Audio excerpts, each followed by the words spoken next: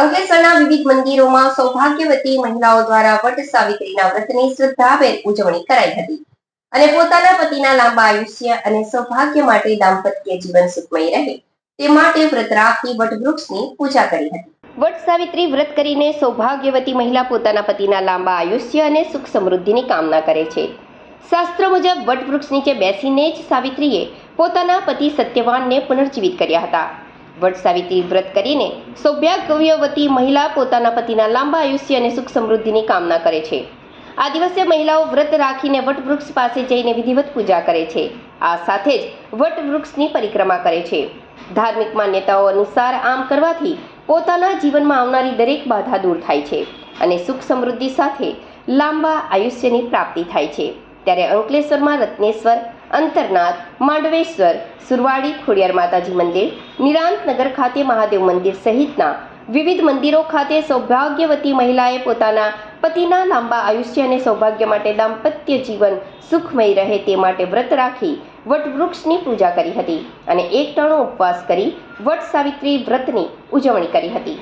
આજે જેઠ સુદ પૂર્ણિમા એટલે કે આજે વટ સાવિત્રી પૂર્ણિમા કહેવામાં આવે છે.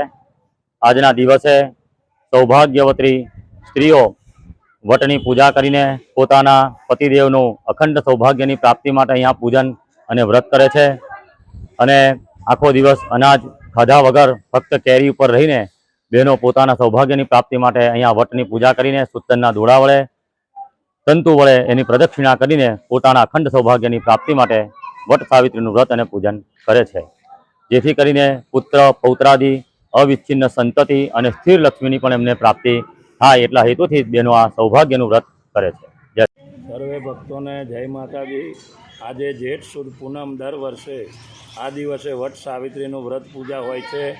તો દર વર્ષે નવા બેટ ખોડિયાર માતાના સાનિધ્યે અહીંયા વડની પૂજા કરવા બહેનો પોતાના સૌભાગ્યનું રક્ષણ થાય એ માટે આ વટ સાવિત્રીનું વ્રત કરવામાં આવે છે અને દર વર્ષે ઘણી જ મોટી સંખ્યામાં આ જગ્યાએ વટ સાવિત્રીનું વ્રતની પૂજા કરવા દરેક બહેનો આવે છે અને દરેક બહેનોનું સૌભાગ્યનું માં બ્રહ્મા સાવિત્રી એમનું રક્ષણ કરે એવી બ્રહ્મા સાવિત્રી ભગવાનને પ્રાર્થના અને દરેક બહેનોનું કલ્યાણ થાય અને સર્વ જગતનું કલ્યાણ થાય એવી મારી અંતરથી ભગવાન માં સાવિત્રી માતાને પ્રાર્થના. સર્વે ભક્તોને બહેનોને જય માતાજી.